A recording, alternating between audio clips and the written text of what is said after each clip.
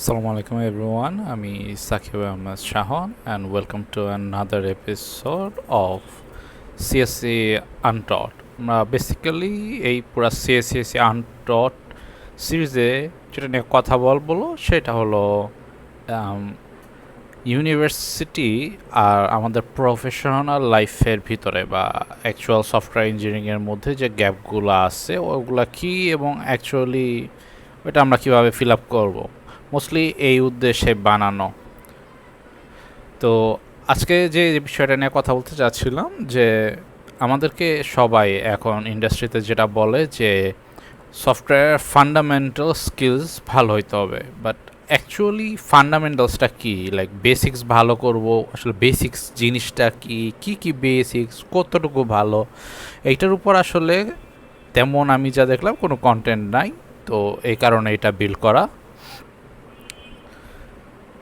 ওকে, so এইখান থেকে আমি যেটা করব সেটা হলো আমি একটা শর্ট ডিসক্লেমার দিয়ে দিব। ফার্স্ট অফ অল, আমি যে জিনিসগুলো বেসিক বলতেছি বা না বলতেছি, ইন্ডাস্ট্রিতে আসলে কোনো এরকম বই নাই যে like software fundamentals and this is the final definition of it, এরকম কিছু নাই।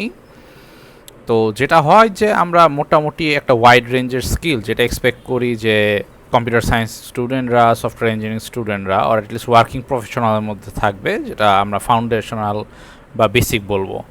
এখানে একটা জিনিস ইম্পর্টেন্ট যে ফাউন্ডেশনাল হলো একদমই টাইমলেস জিনিসপত্র, রাইট, যেগুলা আসলে খুব একটা চেঞ্জ হয় নাই লাস্ট লাইক 10-15 ইয়ার্সেও না, এমনকি এআই আসার পরেও না, এবং এটা ফিউচারও যে চেঞ্জ হবে খুব একটা তাও না, হয়তো বা কিছু জিনিস আসবে একটু চেঞ্জ হবে, আমরা কিছু জিনিস কিভাবে ভিউ করি এটা চেঞ্জ হবে, বাট ফাউন্ডেশনাল জিনিসগুলো আসলে সেম থাকা লাগায়। ওকে, সো ওইগুলাই ধরবো, কেউ জানি এটা ধরে না নেয় যে আমরা ভিডিওতে যতটুকু না কথা বলছি জাস্ট অতটুকুই ফাউন্ডেশন বা এর বাহিরে নাই বা এর চেয়ে ডিফারেন্ট নাই, তা না। ফাউন্ডেশনাল বিষয়গুলো কী বা বেসিক্স কী এটা নিয়ে আসলে ওপিনিয়নে অনেক রকম আছে। রাইট, সো আই থিঙ্ক আমরা মোটামুটি ভিডিওর পরের পার্টগুলোতে যেতে পারি। ওকে, সো ফার্স্ট অফ অল আমি একটু বলে রাখি, সেটা হলো এই ভিডিওটা প্রবাবলি এই পুরা সিরিজের সবচেয়ে ইম্পর্ট্যান্ট পার্টগুলোর একটা হবে। এটার কারণ হলো আসলে আলটিমেটলি আমরা যাই শিখি যাই করি ওইটা পুরাটাই ডিপেন্ড করে আমাদের ফাউন্ডেশন এবং বেসিক নলেজের উপর। এখন ফাউন্ডেশনাল নলেজকে আমরা আসলে মোটা দাগে কিছু ভাগে ভাগ করতে পারি। আমি এটাকে ধরে নিলাম যে পিলারের মতো, লাইক আমাদের একটা কম্পিউটার সায়েন্স বা সফটওয়্যার ইঞ্জিনিয়ারিংয়ের একটা বড়, ধরে নিলাম একটা স্কাইস্ক্রেপারের মতো, একটা বিশাল বড় স্কাইস্ক্রেপার, অনেক বড় বিল্ডিংয়ের মতো। তবে এটার আসলে ফাউন্ডেশনটা কতটুকু বা অ্যাটলিস্ট কীরকম, যদিও আমি বিল্ডিংয়ের উদাহরণ দিতেছি, এটা হয়তো আসলে একটা গাছের সাথে উদাহরণ দিলে ভালো হতো, কারণ গাছ যেরকম শিকড় আস্তে আস্তে বাড়তে থাকে, চেঞ্জ হইতে থাকে, পড়াশোনা যে কোনো বিষয় আসলে সেম, বাট তারপরে আমরা এই সিরিজে এবং এই ভিডিওতে পার্টিকুলারলি ফাউন্ডেশন বলতে একটা বিল্ডিংয়ে মোটামুটি ইউজ করব। তো আমরা ধরে নিই যে আমাদের বিল্ডিংয়ে ইন জেনারেল 10টা পিলার আছে। আমার স্ক্রিনে এই পিলারগুলো মোটামুটি দেখা যাচ্ছে, যেমন আমাদের কম্পিউটেশনাল থিঙ্কিং, আমাদের টুলের আন্ডারস্ট্যান্ডিং, একটা self directed learning process etcetera আছে। আর আমরা এটাকে দুইটা পার্টে ভাগ করছি, একটা হলো পার্সোনাল স্কিলস আর একটা হলো প্রফেশনাল স্কিলস। তো আলটিমেটলি সবই ফাউন্ডেশনের ভিতরেই পড়ে।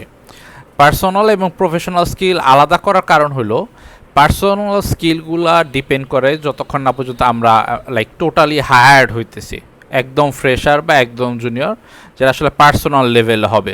প্রফেশনাল স্কিলসগুলো ম্যাটার করা শুরু করে যখন আমরা অ্যাকচুয়ালি অন দ্য জব আসি। পার্সোনাল স্কিলগুলোও আসে, বাট শুধুমাত্র যখন আমরা নিজেরা কাজ করতেছি তখন স্পেসিফিক কিছু জিনিস আসলে এতটা ইম্প্যাক্ট ফেলে না, এই জন্য এটাকে প্রফেশনাল স্কিলের ভিতরে রাখা। তো এখন আমরা একটু কনসিডার করি যে আসলে ফার্স্ট যে স্কিলটা আমাদের কনসিডার করা উচিত সেটা হলো computational thinking and problem decomposition. Ultimately almost every engineer including software engineer আমাদের একটাই কাজ, সেটা হলো প্রবলেম সলভ করা। আমরা অনেক সময় দেখি যে জুনিয়ররা বলে যে আমি তো জাভাস্ক্রিপ্টে কাজ করি, আমি অমুক ফ্রেমওয়ার্কে কাজ করি, আমি লারাভেলে কাজ করি, স্প্রিং বুটে কাজ করি, আমি স্প্রিং বুট ইঞ্জিনিয়ার, লারাভেল ইঞ্জিনিয়ার। আসলে ওভারঅল কেউ আসলে কোনো পার্টিকুলার ফ্রেমওয়ার্কের ইঞ্জিনিয়ার হয় না, রাইট? মানুষ অ্যাটমোস্ট আই গেস একটা স্পেসিফিক প্রবলেম ডোমেইনের ইঞ্জিনিয়ার হইতে পারে, বাট আলটিমেটলি আমরা ইঞ্জিনিয়ার এবং আমাদের কাজ হলো প্রবলেম সলভ করা, মানুষের সমস্যার সমাধান করা, এবং এটা আমরা করি কম্পিউটারের থ্রুতে। সো এই জন্য কম্পিউটেশনাল থিঙ্কিং এবং প্রবলেম ডিকম্পোজিশনটা সবচেয়ে ইম্পর্ট্যান্ট, রাইট? অ্যাকচুয়ালি একটা কম্পিউটার কোনো কিছু কিভাবে সলভ করে, কিভাবে কাজ করে, রাইট, এইটার একটা খুবই ফাউন্ডেশনাল সলিউশন বা ফাউন্ডেশনাল একটা আন্ডারস্ট্যান্ডিং লাগে। এবং একটা প্রবলেম ডিকম্পোজিশন বলতে আমরা বোঝাচ্ছি একটা প্রবলেমকে ভাগ করতে পারা এবং ওইটাকে আইডেন্টিফাই করা, ওইটাকে ডিফাইন করতে পারা, লাইক আসলে সমস্যাটা কী।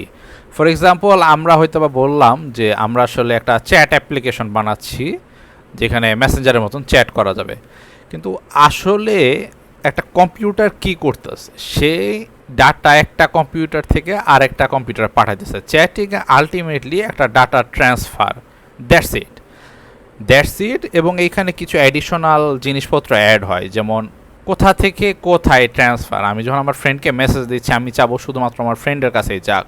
অবভিয়াসলি আন্ডারলাইং প্রবলেমটা অনেক কিছু আছে, এবং আমরা প্রবলেম যখন ডিকম্পোজিশন করব, যেমন আমরা কাকে পাঠাবো এটা আইডেন্টিফাই করব কিভাবে, কি ডাটা পাঠাবো, রাইট?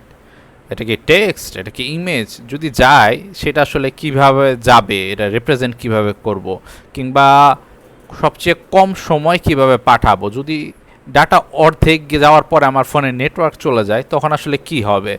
এই যে আমরা একটা প্রবলেমকে ছোট ছোট পার্টে ভাগ করতেছি, ডিফাইন করতেছি, এই পার্টগুলো হলো মেনলি প্রবলেম ডিকম্পোজিশনের অংশ, রাইট? আর কম্পিউটেশনাল থিঙ্কিংটা হলো আমরা এই যে বললাম যে আমরা একটা ডেটা এক জায়গা থেকে আরেক জায়গায় পাঠাবো, এটা আসলে একটা কম্পিউটার কিভাবে অ্যাচিভ করতে পারে, রাইট?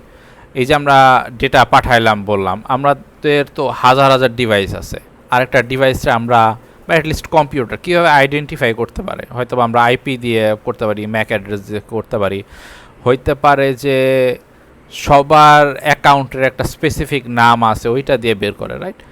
সো কম্পিউটার অ্যাকচুয়ালি একটা সমস্যা কিভাবে সমাধান করে বা কম্পিউটারের থ্রুতে করতে পারে, এই যে কম্পিউটার রিলেটেড পার্টগুলো, এই যে নেটওয়ার্কের প্যাকেট, এই যে আইডেন্টিফাই করার প্রসেস, রাইট? এই যে ওয়েব অ্যাপ্লিকেশন কীভাবে একজন আরেকজনের সাথে কমিউনিকেট করে, সার্ভারের সাথে কীভাবে আমাদের কম্পিউটার কমিউনিকেট করে, দ্যাটস দি কম্পিউটেশনাল পার্ট।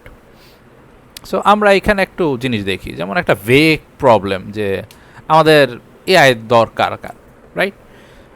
এখন লাইক প্রশ্ন আসতে পারে যে এআই কেন দরকার, লাইক আমাদের একটা এআই চ্যাট দরকার। এখন এআই চ্যাট আসলে কি, এআই আসলে কি, একটা কম্পিউটার এটা এআই এর কীভাবে রিপ্রেজেন্ট করে? আই মিন কম্পিউটার তো অবভিয়াসলি ওয়ার্ড বুঝতে পারে না, সে খালি ওয়ান্স অ্যান্ড জিরো জিরো বোঝে। তো এই যে আমার আন্ডারস্ট্যান্ডিংটা যে আসলে কিভাবে আমরা ওয়ান্স অ্যান্ড জিরো থেকে একটা অলমোস্ট ইন্টেলিজেন্ট বিহেভিয়ার বের করে নিয়ে আসতে পারতেছি, ওইটা হলো কম্পিউটেশনাল পার্ট, রাইট? সো এখন আমরা এই যে বললাম যে computational thinking and problem decomposition, এইটা আমরা আসলে শিখবো কীভাবে বা বুঝবো কীভাবে যে আমরা কতটুকু করব। তো এইখানে আমি স্ক্রিনে কিছু জিনিস দেখাচ্ছি, যেমন একটা vague problem almost always vague হয়, লাইক কোনো কাস্টমার যদি আসে সে কখনো বলে না যে আমার XYZ API দরকার এত সেকেন্ডে আসবে। মোস্ট অফ দ্য টাইম একটা প্রবলেম ক্রিয়েট হয় একটা বিজনেস বা একটা পার্সোনাল পারপাসে, রাইট? আমার বন্ধুর সাথে কিছু দরকারি তথ্য অদল বদল করা দরকার, কিংবা এমন একটা সিস্টেম দরকার যে আমার সারাদিনে কয়টা প্রোডাক্ট বেচা কেনা হইলো এটা আমি হিসাব রাখবো। সো এই যে বললো এইখানে তো আসলে খুব ডিটেলস বলা না, লাইক কী প্রোডাক্ট রাখবে, প্রোডাক্টের দাম হবে কীরকম, কোন কারেন্সিতে হবে, প্রোডাক্ট কি খালি দেশের মানুষ কিনবে না বিদেশের মানুষজন কিনবে, রাইট? তো যখন আমরা কোনো প্রবলেম পাই ওইটা নর্মালি খুবই ভেগ হয়। ভেগ বলতে হলো খুবই আবছা আবছা ধোঁয়াশা। এইটাকে কম্পিউটার বুঝতে পারবে এইরকম একটা স্টেপ বাই স্টেপ প্রসেসে নিয়ে আসা। এইটা হইলো আমাদের এই প্রবলেমকে আইডেন্টিফাই করার স্কিল এবং কম্পিউটেশনাল থিঙ্কিং স্কিলটা, লাইক অ্যাকচুয়াল কম্পিউটার কিভাবে এই প্রবলেমটাকে সলভ করতে পারে। সেকেন্ড যে জিনিসটা হলো সেটা হলো, এটা বলে পার্কিং লট স্ট্র্যাটেজি বলা যেতে পারে। সেটা হলো আমরা আগেই কোনো একটা সমস্যার সমাধানের জন্য কোড লেখা শুরু করব না, আমরা আগে সাব প্রবলেমগুলো বের করব। ওই যে বললাম যে একটা প্রবলেম আসলে শুরু হয় খুব ভেগভাবে, তো একটা ভেগ প্রবলেমকে আমরা যদি ভাঙ্গা শুরু করি, ডিকম্পোজ করা শুরু করি, আমরা অনেকগুলো ছোটো ছোটো ছোটো প্রবলেম পাবো, রাইট? যেমন আমি বললাম যে আমার একটা লাইক ব্যবসা ম্যানেজমেন্টের জন্য কিছু একটা দরকার, তাহলে কি ম্যানেজ করব? আমরা বললাম যে কেনা বেচা কী পরিমাণ হচ্ছে এইটা ম্যানেজ করবো, তাহলে কেনা বেচা কী, রাইট? আমরা একজন একটা প্রোডাক্ট দিছি, একটা অর্ডার হয়েছে, কিছু টাকা পাইছি, কিছু টাকা আমার খরচ গেছে, রাইট? এই যে আমরা একটা অর্ডার পাইছি, এই যে আমাদের কিছু টাকা খরচ যায়, এটা হিসাব রাখা লাগবে। এগুলো কিন্তু সাব প্রবলেম। আলটিমেট প্রবলেমটা হলো আমার ব্যবসাটাকে সহজ করা, কিন্তু এই ব্যবসার ভিতরে যে প্রত্যেকটা অংশ এগুলো একটা সাব প্রবলেম, রাইট? এরপর আমরা যেটা করতে পারি যে আমরা রিলেটেড সাব প্রবলেমগুলোর একটা গ্রুপিং করতে পারি। এইটাও একটা কম্পিউটেশনাল থিঙ্কিং এবং প্রবলেম ডিকম্পোজিশনের পার্ট। যেমন ব্যবসায় টাকার লেনদেনের রিলেটেড যা যা আছে এইটা একটা গ্রুপ হইতে পারে।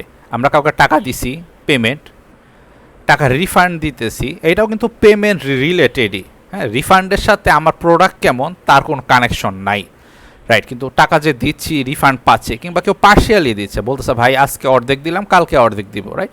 এই যে পেমেন্ট রিলেটেড অনেকগুলা জিনিস, এইটার আমরা একটা গ্রুপ করতে পারি, বলতে পারি পেমেন্ট রিলেটেড প্রবলেমস, রাইট? এটা একটা গ্রুপিং হইতে পারে। নেক্সট যে কাজটা করা লাগে, আমাদের আসলে প্রায়োরিটাইজ করা লাগে যে কোন প্রবলেম আসলেই সলভ করা ইম্পর্টেন্ট।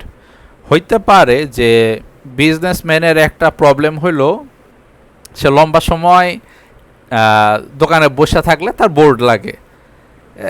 এখন একটা বিজনেস সিস্টেম বা বিজনেস ম্যানেজমেন্ট সিস্টেমে তার বোর্ডম কাটানোর জন্য একটা মিনি গেম অ্যাড করা, একটা গান চালানোর ব্যবস্থা, এটা করা যেতে পারে, কিন্তু এটা কি ইম্পর্টেন্ট?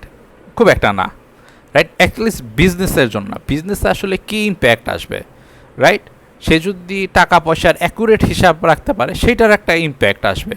তার যদি ম্যানুয়ালি হাতে কি অর্ডার হইলো, রসিদ বানানো, এগুলা যদি না করা লাগে তার টাইম সেভ হবে, এটার একটা ইম্প্যাক্ট আছে, রাইট?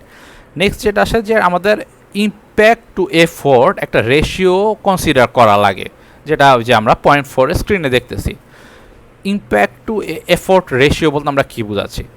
একটা প্রবলেম সলভ করার, আমরা যখন সাব প্রবলেম সলভ করি, এক একটা সাব প্রবলেম সলভ করতে এক এক রকম এফোর্ট লাগে। ওই যেমন বললাম আমরা একটা বিজনেস ম্যানেজের জন্য সিস্টেম, এটা একটা প্রবলেম। সাব প্রবলেমের মধ্যে আছে যে ট্রানজ্যাকশন হ্যান্ডেল করা, অর্ডার করা, কিংবা ব্যবসার মালিকরে গান শোনানো। তো এইটার মধ্যে হতে পারে যে টাকা ডিজিটালি আদান প্রদান করতে পারলে তার সেলস অনেক বাড়বে, তার মানে এটা অনেক বড় ইম্প্যাক্ট। আবার এটা ইমপ্লিমেন্ট করতে এফোর্টও বেশি লাগতে পারে। আবার হইতে পারে যে খুব ছোট কোনো একটা বিষয় যেটা অল্প একটু এফোর্ট লাগবে, সেটা অনেক বড় ইম্প্যাক্ট হইতে পারে। যেমন অ্যাট এ গ্ল্যান্স তার কি কি প্রোডাক্ট আসছে এইটা যদি সে ডিজিটালি একটা ওয়েবসাইটে দেখতে পারে, এইটার অনেক বড় ইম্প্যাক্ট, রাইট? হইতে পারে যে তার গোডাউন আছে আগে, অর্থাৎ ডিজিটাল সিস্টেম ছাড়া তার হয়তো বা কী কী প্রোডাক্ট আছে সেটা দেখার জন্য গোডাউনে গিয়ে খোঁজা লাগতো, কিন্তু তার যদি ডিজিটাল সিস্টেম থাকে সে দেখতে পারতেছে। এখন ডিজিটালি এই ইনভেন্টরিটা রাখা রিলেটিভলি ইজি, একটা কোয়েরি করলেই হয়তো বা হয়ে যাচ্ছে, রাইট? এটা খুব বেসিক ক্রাউড অপারেশন, কিন্তু এটার ইম্প্যাক্ট অনেক বড়। আবার ওই যে আমরা বললাম একটা মিনি গেম অ্যাড করে দিতে পারি যাতে কোম্পানির মালিকের বোর্ড না লাগে। মিনি গেম বানানোটা অনেক এফোর্টের বিষয় হয়ে যেতে পারে, কিন্তু এটার ইম্প্যাক্ট কম, মানে ব্যবসার উপর ডিরেক্ট আহামরি কোনো ইম্প্যাক্ট আসতেছে না, রাইট? আমি একটু অ্যাবসার্ড টাইপের এক্সাম্পল দিলাম, but that's how we actually consider. এবং এই জিনিসগুলো বুঝতে পারা অ্যাকচুয়াল একটা সফটওয়্যার বানানোর ক্ষেত্রে ইম্পর্টেন্ট। এবং নেক্সট আমরা যেটা পারি সেটা হলো আমরা ওয়ান এট এ টাইম সলভ করব, রাইট? ওই যে আমরা বললাম যে আমরা একটা প্রবলেমকে ছোট ছোট ভাগে ভাঙছি, আমরা একই সাথে অর্ডারিং, পেমেন্ট, অনেক কিছু সলভ করার যদি ট্রাই করি, আলটিমেটলি হইতে পারে যে আমরা কোনোটাই সলভ করতে পারি নাই। তো আমরা যেটা করব, আমরা একটা solution end to end build করার ট্রাই করব। লাইক একটা প্রবলেমরে কতটুকু ছোট করব, যতটুকু ছোট হইলে ওই পুরাটা ইন্ডিপেন্ডেন্টলি সলভ করা যায় এবং ওইটার একটা রেজাল্ট দেখা যেতে পারে। তারপরেও ওইটার আরও ছোটো ছোটো সাব প্রবলেমে ভাগ করা যেতে পারে, রাইট? বাট সেটা করতে পারা এবং ওইটা ছাড়া বাকিগুলো ইগনোর। যেমন আমরা যখন পেমেন্টের প্রবলেম সলভ করতেছি, আমরা ওইটাই সলভ করব। আমরা চিন্তা করব না যে আল্লাহ পেমেন্টের সময় কেমনে খেলবে, রাইট? বা ইনভেন্টরি আপডেটের বিষয়টা পেমেন্টের সাথে কেমনে হবে, এটা আগেই না। নেক্সট হলো ইন্টিগ্রেট এবং রিভিউ করা। ওই যে আমরা বললাম যে ছোটো ছোটো প্রবলেম, আমরা হয়তো একটা পেমেন্ট সিস্টেম বিল্ড করলাম, একটা ইনভেন্টরি সার্চের সিস্টেম করলাম, বা ইনভেন্টরি ম্যানেজমেন্ট অ্যাড করলাম বিজনেসের জন্য। এই সবগুলা একসাথে কীভাবে ইন্টিগ্রেট হইতেছে, এটা হলো ফাইনাল স্টেপ। তো আমরা এই যে পেমেন্ট করলাম, পেমেন্ট করার সাথে সাথে আমার হয়তো আবার ধরে নিতে হবে যে ইনভেন্টরিতে ওই প্রোডাক্টটা নাই, রাইট? কারণ ওটা কমে গেছে। পেমেন্ট করা মানে হলো ওই লোকের সাথে আমার কন্ট্রাক্টটা কমপ্লিট হওয়া যায়। ওকে ভাই, আপনি আমার কাস্টমার, আপনি আমার টাকা দিচ্ছেন, এই যে প্রোডাক্টটা আপনার, রাইট? এটা আপনার জন্য বরাদ্দকৃত। ওই সেম জিনিস আমি আর অন্য কাউকে বিক্রি করতে পারবো না। এই যে আমি ইন্টিগ্রেট করলাম সেটা। নেক্সট হলো রিভিউ, যে আমরা কি আসলে কিছু মিস করতেছি কিনা, এবং এইটা এই যে প্রশ্ন, আমরা যে কোনো কিছু মিস করতেছে কিনা, এই জিনিসটা বোঝার এবিলিটিটার জন্য আসলে এক্সপিরিয়েন্স একটা বড় ফ্যাক্টর। তবে যারা যত আর্লি অন এই প্রশ্নের উত্তর বের করতে পারে, তারা অ্যাজ এন ইঞ্জিনিয়ার অত ভালো হয়। এটাকে আমরা সফটওয়্যার ইঞ্জিনিয়ার সময় বলি এজ কেস, রাইট? লাইক কোন জিনিসটা নর্মালি হওয়ার কথা না। যেমন আমি একটা বললাম যে আমরা পেমেন্ট করছি, হইতে পারে যে পেমেন্ট আপনার সিস্টেমে দেখাচ্ছে কিন্তু ইউজারের কাছে হয়তো বা হয় নাই, আপনার বিকাশ অ্যাকাউন্টে টাকা আসে নাই, ইউজার আপনাকে দাবি করলো যে সে তার অ্যাকাউন্ট থেকে টাকা কাটা গেছে। তো এই ধরনের কেস আমরা আসলে কিভাবে হ্যান্ডেল করব? হইতে পারে যে আপনি ইনভেন্টরিতে রাখছিলেন যে আপনার 10টা ডিম আছে, আপনার অটোমেটিক্যালি অনলাইনে ডিম বিক্রি হচ্ছে, কিন্তু এর মাঝখানে যে আপনার কোনো এমপ্লয়ির হাতে লেগে 2টা ডিম নষ্ট হয়ে গেছে, এইটা আপনি সিস্টেমে কিভাবে হ্যান্ডেল করতেছেন, রাইট? এই যে আনফোরসিন সার্কমস্ট্যান্সেস, আনএক্সপেক্টেড জিনিসগুলা কি কি হইতে পারে, আমরা কি কি এমন থাকতে পারে যেটা কনসিডার করি নাই, এই জিনিসগুলো চিন্তা করা এই কম্পিউটেশনাল থিঙ্কিংয়ের একটা ইম্পর্ট্যান্ট পার্ট। কারণ কম্পিউটার খুবই স্ট্রিক্টলি তাকে যে যে ইনস্ট্রাকশন দেওয়া হয় সেটা ফলো করা হয়।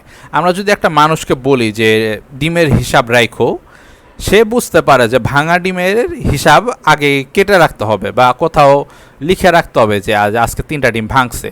একটা কম্পিউটারকে আমরা যদি খুব স্পেসিফিক্যালি লাইন বাই লাইন কোডের ভিতরে এটা না লিখে দেই বা কোনো বাটন না রাখি এগুলা করার জন্য, তাহলে আসলে একটা কম্পিউটার কোনো বুঝতে পারবে না। এই যে কম্পিউটারের লিমিটেশনগুলো বুঝতে পারা, রাইট? এবং আমাদের থট প্রসেসের ভিতরে ওটা ইন্টিগ্রেট করতে পারা, এইটা হলো কম্পিউটেশনাল থিঙ্কিংয়ের মানে ইম্পর্টেন্সটা, রাইট? এবং এটা আন্ডারস্ট্যান্ডটা, এই যে একটা কম্পিউটার আসলে কিভাবে অপারেট করে এবং তার আসলে লিমিটেশনটা কী, এই যে স্ট্রাকচার প্রসেসে 1 by 1 একটা কম্পিউটার ইউজ করে কাজ করা, এটার লিমিটেশনগুলো বুঝতে পারা, এটার অ্যাডভান্টেজগুলো বুঝতে পারা, এবং আমরা যে প্রবলেম সলভ করতে চাচ্ছি সেইটাকে আমরা কিভাবে একটা কম্পিউটেশনাল ওয়েতে সলভ করব এবং থিঙ্ক করব, এইটা হলো আই থিঙ্ক যে মোস্ট ফান্ডামেন্টাল স্কিল, রাইট? এবং এইটার জন্য আলটিমেটলি সফটওয়্যার ইঞ্জিনিয়ারদেরকে হায়ার করা হয়। এবং আমরা যা পড়ি ডেটাবেস, ফ্রেমওয়ার্ক, সবই এই সিঙ্গুলার পারপাসেই বিল্ড করা এবং শেখা, রাইট? যে আসলে আমরা একটা কম্পিউটারে একটা প্রবলেমরে কিভাবে সলভ করবে বা কীভাবে সলভ করতে পারে এটা বুঝাবো। ওকে, সো এইখানে আসলে আরও ওপিনিয়নের জায়গা আছে, but let's look at the next step. আমরা এই সবগুলো পিলার নিয়ে আলটিমেটলি ভিডিও লাস্টের দিকে একটু আলাপ করব যে আসলে এই প্রত্যেকটা পিলার একটা একটার সাথে কীভাবে রিলেট করে। নেক্সট হইলো আমরা যে টুলগুলো ইউজ করি তার একটা ডিপ আন্ডারস্ট্যান্ডিং থাকা, রাইট? যেমন আমরা অনেকে আসছি যে আমরা গেট ইউজ করতেছি, রাইট? বা গেট মেসেজে কমিট করতেছি, রিবেস করতেছি, এনপিএম ইনস্টল দিচ্ছি, একটা ডেটাবেসে ইন্ডেক্স ক্রিয়েট করতেছি, right? and every one of these things, every one of these tools has something going on beneath it, right? এগুলা আসলে সারফেস লেভেলে হচ্ছে, যেটা আমরা দেখতেছি যে একটা আসলে গিট আমি অ্যাড করলাম, আসলে হইলটা কি, রাইট? হোয়াট ইজ গিট অ্যাড, বা আমরা বলছি গিটে কমিট করলাম, আসলে কমিটটা কেন হচ্ছে, কি কারণে হচ্ছে, এই ধরনের টুলটা আসলো কেন? আমরা প্রোগ্রামিংয়ের জন্য যা যা টুল ইউজ করি, এবং এটা শুধুমাত্র গিট, এনপিএম বা ডেটাবেস না, এটা আমাদের যে প্রোগ্রামিং ল্যাঙ্গুয়েজ সেটাও একটা টুল। আমাদের প্রোগ্রামিং ল্যাঙ্গুয়েজে যখন একটা ফর লুপ রান করতেছে, আসলে আন্ডার দ্য হুড কি হচ্ছে, রাইট? কারণ ultimately computer is just a bunch of wands and zeros, তারা ওইটাতেই অপারেট করতেছে। তার একটা ওয়ান্স অ্যান্ড জিরো দিয়ে একটা লুপ কিভাবে চলতে পারে, লাইক একটা অপারেশন মাল্টিপল টাইম কীভাবে হইতে পারে, এই জিনিসগুলোর আন্ডারস্ট্যান্ডিং যতটা ইন ডেপথ পসিবল এটা রাখা উচিত। কারণ এই ইন ডেপথ আন্ডারস্ট্যান্ডিংটা আমাদের দুইটা গুরুত্বপূর্ণ জায়গায় কাজ করে। এক, এটা আমাদেরকে ট্রেড অফ বা ওয়াই এগুলা বুঝতে, লাইক আমরা একটা টুল কখন ইউজ করব, একটা টুল কিভাবে কাজ করে এটা বুঝতে পারলে আমরা একমাত্র বুঝতে পারবো যে এই টুলটা কখন ইউজ করব। সেকেন্ড হইলো যখন কোনো কিছু কাজ করে না, রাইট, তখন কি কারণে কাজ করতেছে না সেইটার জন্য আমাদের এই যে জিনিসগুলোতে আমরা কাজ করলাম এটা একটা ইনডেপথ আন্ডারস্ট্যান্ডিং লাগে। Now let's consider git add, right? Ultimately under the হুডে গিট অ্যাড লিখলে যেটা হয়, আমাদের চেঞ্জেসগুলো একটা স্টেজিংয়ে আসে। এখন প্রশ্ন আসলে যে স্টেজিং কি, রাইট? আমি এখন সবগুলোর অ্যান্সার দিচ্ছি না, কারণ অ্যাজ এ লার্নার আমাদের এবিলিটিটা থাকা উচিত যে আমরা যেটা দেখতেছি ওইটার উপর আমরা রিফ্লেক্ট করে আরও ভালো করে শিখতে পারি, রাইট? বা আমরা যে গিট কমিট করলাম, আলটিমেটলি একটা কমিট হলো একটা স্ন্যাপশট রাখা, রাইট? এবং এটা তার যে আমাদের টোটাল ট্রিটা আসছে রিপোর, বাই দ্য ওয়ে রিপো কীভাবে ট্রি এগুলোও জানা দরকার, এবং এইটাই টু মাই পয়েন্ট যে ডিপ আন্ডারস্ট্যান্ডিং থাকা লাগে। একটা এনপিএম ইনস্টল দিলে আসলে কী হইলো, ডিপেন্ডেন্সি আসলে কী জিনিস, রাইট? যেমন সারফেস লেভেলে এনপিএম ইনস্টল হইলো, কিছু প্যাকেজ আসলো, তো প্যাকেজটা কি, কোথায় আসলো, রাইট? আমাদের যে প্যাকেজ আসতেছে আমাদের কোডগুলো বুঝলো কিভাবে যে ওই ডিরেক্টরিতে আছে, এনপিএম আসলে সেটা কিভাবে হ্যান্ডেল করতেছে, রাইট? এই যে এই পার্টগুলা আমাদের রিজলভ, ডিপেন্ডেন্সি রিজলভ করার কাজ করতেছে এনপিএম, ভার্সনিং হ্যান্ডেল করতেছে, একটা লক ফাইল জেনারেট করতেছে, লক ফাইলটা আসলে কি বা কেন লাগে, এক্সেট্রা।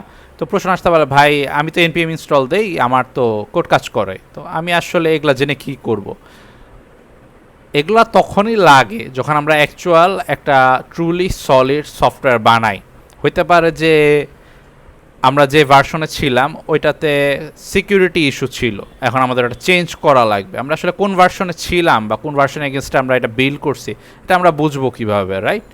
বা আমরা এই যে ডিফারেন্ট ভার্সনের সাথে ডিফারেন্ট ভার্সনের যে ডিপেন্ডেন্সি, কিছু কিছু সফটওয়্যার আছে যেটা জাভাস্ক্রিপ্টের এক্স ভার্সনে চললে ওয়াই ভার্সনে চলে না, এই যে জিনিসগুলো মাথায় রাখা। হইতে পারে একটা ইরর দিল, আমরা বুঝতামও না যে কেন। অনেকে বলবে যে ভাই এআই রে বলে সলভ করে দেয়, বাট ট্রুলি কমপ্লেক্স কেস আসলে এআই সবসময় হ্যান্ডেল করতে পারে না। যখন এআই হ্যান্ডেল করতে পারে না তখন একজন ইঞ্জিনিয়ার রেসপন্সিবল থাকে যে সেইটাকে সে সলভ করবে।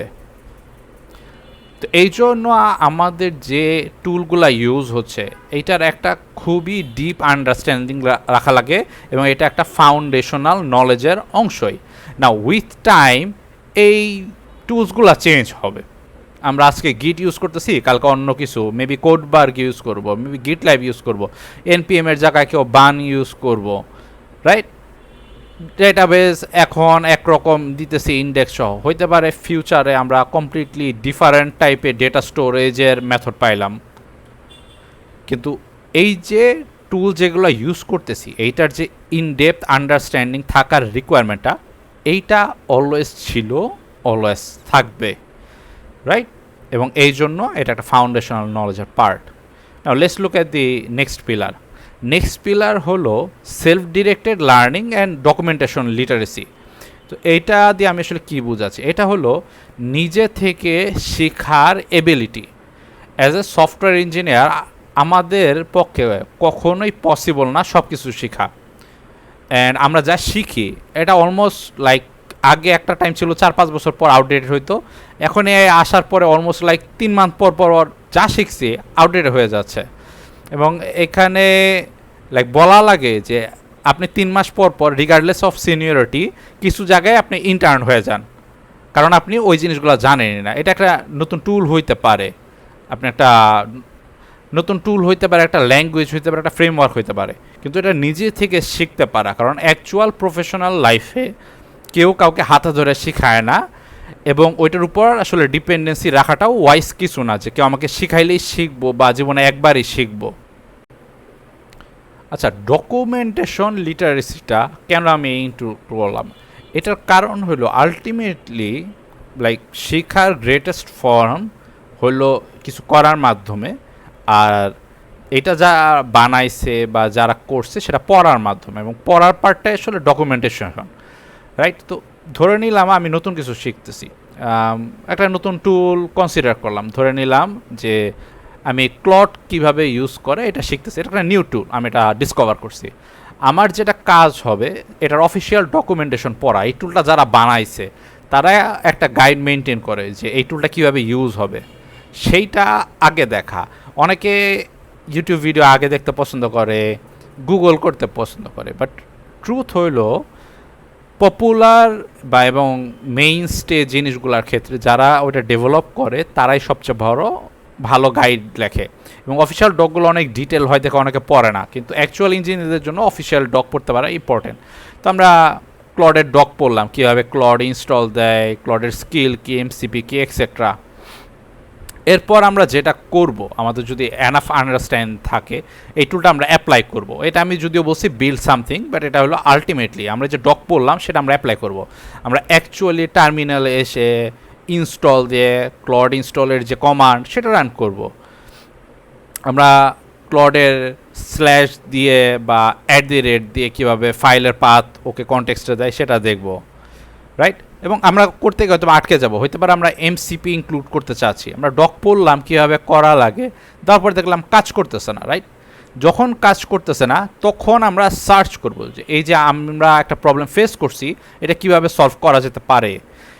এটা আগে সার্চ করার কারণ হলো মোস্ট অফ দ্য প্রবলেম আসলে কমন প্রবলেম, মানে আমাদের আগেও কেউ না কেউ এটা ফেস করছে, এটার প্রবাবিলিটি খুবই হাই, এবং ওইটা যদি হয় তার কাছ থেকে শেখা, তার সলিউশন থেকে শেখা খুবই এফিশিয়েন্ট সলিউশন, নিজে নিজে কিছু একটা আবিষ্কার করার চেষ্টা করার চাইতে। নাও হইতে পারে যে আমরা এটা একটা অ্যান্সার সার্চ করলাম এবং একটা উত্তর পাইলাম, বা একটা ফোরামে গিয়ে জিজ্ঞাসা করলাম, সিনিয়রদের জিজ্ঞাসা করলাম এবং আমরা একটা অ্যান্সার পাইলামও।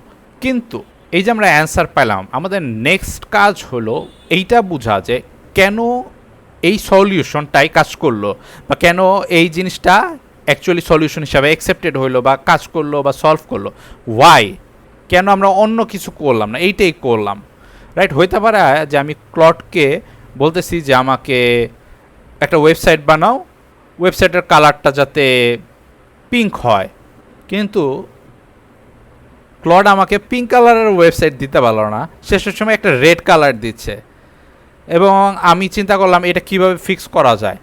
তো আমরা গুগলে গেলাম, সার্চ করলাম বা কাউকে আস্ক করলাম, সে আমাকে বলল যে আপনি যদি ডিরেক্ট ওকে পিঙ্ক না বলে একটা কালার কোড ধরায় দেন তাহলে সে বুঝতে পারে যে আসলে কোন কালারটা দেওয়া লাগবে, বা বলল যে এই যে আমার কাছে একটা প্লাগইন আছে ক্লডের, এইটা দিলে ক্লড আপনার ওয়েবসাইটের একটা ছবি নিবে, ছবি নিয়ে যাচ করবে যে আসলে কি কালারটা পিঙ্ক কিনা বা ঠিক কিনা, রাইট? তো প্রশ্ন হইলো আমি কেমন প্লাগইন ইউজ করবো, বা এই যে আমি একটা অ্যাবসোলিউট ভ্যালু দিলাম সেটা কেন কাজ করলো, আগের আমার আর প্রসেস কেন কাজ করে নাই, এই প্রসেসটার থ্রুতে, রাইট? অফিসিয়াল ডক পড়া, কিছু বানানো, আটকানো, একটা অ্যান্সার খোঁজা, অ্যান্সার খুঁজতে বোঝা যে অ্যান্সারটা আসলে কীভাবে আসলো, রাইট? বা কীভাবে কাজ করলো সেটা, এই পুরা প্রসেসটাই হলো সেলফ ডিরেক্টেড লার্নিং। এবং এরপরে যেটা আসে যে রেফারেন্সেস ডকে যাওয়া, এইটা হলো ডিপার মাস্টারির জন্য, যেটা হয় ডকুমেন্টেশনের কিছু লেভেল থাকে, একটা হলো জাস্ট ইজিলি নতুন কেউ আসলে সে যেন কাজ করার মতন একটা নলেজ পায়, সেটার ডক। আর আরেকটা হলো reference, like under the hood কী হচ্ছে, কীভাবে ক্লড একটা ফাইল সিস্টেমের পাথ বুঝতে পারে, কীভাবে সেটাকে সেপারেট করে, কীভাবে একটা ক্লড ডট এমডির ডিরেকশনগুলো নেয়, রাইট? কীভাবে বা প্রম্পট কী জিনিস, প্রম্পটের আগে পরে কি ওই ক্লড কিছু অ্যাড করে কিনা, হইতে পারে। বা এটা খুব সিম্পল জিনিস হইতে পারে আপনার প্রোগ্রামিং ল্যাঙ্গুয়েজ। ওই যে বললাম যে একটা ফর লুপ, এটা কীভাবে কাজ করে, এটা হয়তো অফিসিয়াল ডকে বলা আছে যে ফর দিয়ে আপনার এরপর কিছু একটা লিখবেন, একটা কন্ডিশন দিবেন, যতক্ষণ কন্ডিশন মানে তখন ফর লুপ চলবে। কিন্তু কন্ডিশন মানতেছে কি মানতেছে না, কন্ডিশন হওয়ার পরে কোন ইনস্ট্রাকশন যাচ্ছে, মেমোরিতে কতটুকু জায়গা নিচ্ছে, স্পিড কত, রাইট? এটা কি একটা থ্রেডে হচ্ছে না মাল্টি থ্রেডে, এই ধরনের ডিপ কোয়েশ্চেনের অ্যান্সার এবং ডিটেলসগুলো থাকে রেফারেন্স ডকে। এবং আলাদা আলাদা টেকনোলজির রেফারেন্স আলাদা হইতে পারে। অনেক সময় হয় যে রেফারেন্স ডক নয়, এটা একটা পিওরলি রিসার্চ পেপারই অ্যাড করা আছে সাথে, right? So by reference docs I mean deeper মাস্টারের জন্য যেসব জিনিস জানা দরকার, ওই ডিপ ইন ডেপথ নলেজগুলা। এবং এরপর অবভিয়াসলি আপনার এরপর একটা নেক্সট টুলে মুভ অন করা। সো এটা হলো পার্ট 3। পার্ট 4 হলো কোড রিড এবং কম্প্রিহেন্ড করার এবিলিটি। নাও কোড লিখতে এও পারে, কিন্তু কোড লিখে আসলে হইলটা কি এইটা বুঝতে পারা খুবই ইম্পর্টেন্ট এবং একটা ফাউন্ডেশনাল নলেজ। নট জাস্ট আমাকে বললো যে 2 নাম্বার যোগ করো, তা না। আমি যদি একটা বড় সিস্টেম পাই, লাইক 10 লাখ লাইনের একটা কোড, সেখান থেকে আমাকে র্যান্ডমলি 100 লাইনে যদি দেওয়া হয় আর বলা হয় যে 100 লাইনে কি হচ্ছে, তাহলে অ্যাজ এ ইঞ্জিনিয়ার বা অ্যাজ এ সফটওয়্যার ইঞ্জিনিয়ার আমার বুঝতে পারা উচিত যে আসলে কী হচ্ছিল পড়ে। এবং এই যে আমরা একটা কোড বেস বুঝবো, পড়বো, এটাকে কম্প্রিহেন্ড করব, এটার অনেক লাইক স্ট্র্যাটেজি আছে বা টেকনিক আছে। যেমন একটা হলো টপ ডাউন মেথডে আমরা যেটা করতে পারি, দেখতে পারি যে ডিরেক্টরিগুলো কীভাবে সাজানো, এটার অ্যাকচুয়াল আর্কিটেকচারটা কী। যেমন একটা ফ্রন্ট এন্ড ফাইল হইতে পারে যে কম্পোনেন্টগুলো এক জায়গায় রাখা, সার্ভিসেস এক জায়গায় রাখা, বিজনেস লজিকগুলো এক জায়গায় রাখা, আবার ছোটোখাটো ইউটিলিটি ফাংশন, রাইট? আবার আমরা এই যে আমার ফ্রন্ট এন্ডের কোড রেন্ডার হবে, এটা কই থেকে শুরু হবে, ঢুকলোটা কই থেকে, এক্সিকিউশন যে হবে এই এক্সিকিউশনের স্টার্টিং পয়েন্টটা কই, ওইটা হয়তো বা ইন্ডেক্স ডট জেএস থেকে, মেবি ডিফারেন্ট প্রোগ্রামিং ল্যাঙ্গুয়েজের জন্য সেটা ডিফারেন্ট হইতে পারে। আরেকটা হলো আমরা বটল আপ চিন্তা করতে পারি, লাইক হইতে পারে যে আমাদেরকে বললো যে লাইন নাম্বার 36-এ ইরর ফাইল অমুকের ভিতর। এখন ওই লাইনে ইররটা কিভাবে আসলো বা এইটা টোটাল সিস্টেমকে কিভাবে ইম্প্যাক্ট করতেছে, আমরা যেটা করব, আমরা ওই লাইনে যাব, গিয়ে দেখলাম এটা একটা ফাংশনের অংশ, এই ফাংশনটা কি কোনো একটা ক্লাসের অংশ না ডিরেক্ট ফাংশন হিসেবে কল হয়েছে। দ্যাট মিনস এক লেভেল উপরে আসলাম, ক্লাসে আসার পর দেখলাম যে এটা কি কোনো কিছুর সাব ক্লাস কিনা, রাইট? সো আমরা বেসিক্যালি এক লেভেল করে উপরে উঠতেছি একদম নিচ থেকে। এটা একটা বটম আপ স্ট্র্যাটেজি, রাইট? আরেকটা হলো আমরা একটা স্ট্র্যাটেজিক্যালি স্কিম করলাম। দ্যাট মিনস আমরা ইনডেপথ কিছুই পড়লাম না, আমরা একটা একটা করে ক্লাস দেখলাম ওই কোড বেজের যে আসলে কী কী জিনিস আসছে, জাস্ট ক্লাসের নামগুলা, মেথডের নামগুলা, ইমপ্লিমেন্টেশন পড়ানো ট্রাই করলাম না, রাইট? জাস্ট একটা ওভারঅল একটা বার্ডস আই ভিউ থেকে বোঝার চেষ্টা করলাম যে কি হচ্ছে। যেমন আমরা দেখলাম যে ওখানে ট্রাই ক্যাচ দিয়ে করা হয়েছে, ইরর লগ ইরর দিয়ে রাখা হয়েছে, এপিআইগুলা ডিফাইন করছে কিভাবে, আমাদের ইনভায়রনমেন্ট ভ্যারিয়েবল কই গেল, এটা একটা হাই লেভেল আন্ডারস্ট্যান্ডিংয়ের জন্য। আরেকটা হলো যখন ওই সিস্টেমে কোনো একটা অ্যাকশন হইতেছে, একটা ওয়েব বেস সিস্টেমের ক্ষেত্রে একটা রিকোয়েস্ট, এটা যে প্রসেস হচ্ছে এই পুরো প্রসেসটা টপ টু বটম দেখবেন স্টার্ট থেকে এন্ড পর্যন্ত কিভাবে হচ্ছে। আমি একটা ই কমার্স সিস্টেমে গেলাম, ইউজার একটা বাটনে ক্লিক করলে একটা প্রোডাক্ট অর্ডার করলো এবং সে একটা রিসিট পাইলো। এই যে অর্ডার করা থেকে তার কাছে একটা রেসপন্সে আসা যে হ্যাঁ তোমার অর্ডার হয়ে গেছে, এই নাও তোমার রিসিট, এই পুরো মেথডটা কিভাবে হইলো সেইটা ফলো করতে পারা, রাইট? এটা হলো একটা কম্প্রিহেনশনের টেকনিক।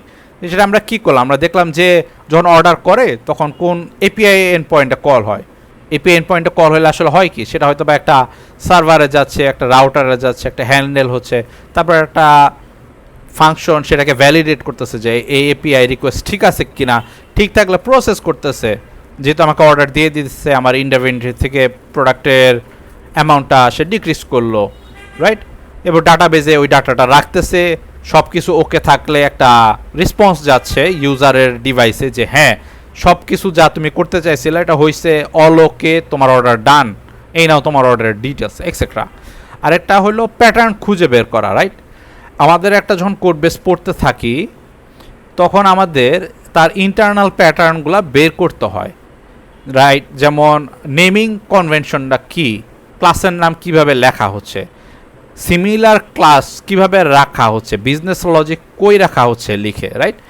এই পার্টগুলো ইম্পর্টেন্ট। এই যে একটা কোড পড়ে এই আর্কিটেকচার বুঝতে পারা, কোনো একটা ইরর আসলে পুরো সিস্টেমের থ্রুতে বুঝতে পারা যে এই কোডের লাইনটা আর কই কই ইম্প্যাক্ট ফেলতেছে, একটা রিকোয়েস্ট আসলে এটা ফুল লাইফ সাইকেলটা কীভাবে কাজ করলো সেটা বুঝতে পারা, এই পার্টগুলা ফাউন্ডেশনাল স্কিলের অংশ। এবং এখানে একটা ইন্টারেস্টিং বিষয় যেটা খেয়াল করা আমি কিন্তু একবারও বলি নাই যে কোন প্রোগ্রামিং ল্যাঙ্গুয়েজ কোন framework, regardless of framework or programming language, এইটা আমাদের বুঝতে পারতে হবে। এবং এইগুলা প্রত্যেকটা জিনিস শেখার অ্যাকচুয়ালি বই আছে, অনেক লাইক পডকাস্টের মতো আছে, টক আছে, এবং অনেকগুলো ডিরেক্ট প্রোডাকশনে কাজ করতে গেলে শেখা যায়। আমাদের টার্গেটটা থাকবে এই পার্টগুলো আমরা আসলে করতে পারি কি না এইটা নিজেকে জিজ্ঞাসা করা। লাইক আমি একটা কোড বেস দেখলে বলতে পারি কি, যদি না পারি এটা বুঝতে পারার এবিলিটিটা অ্যাচিভ করার জন্য আমাদের আসলে কী করা লাগবে, রাইট? ওইটা হলো ফাউন্ডেশনটা বিল্ড করা।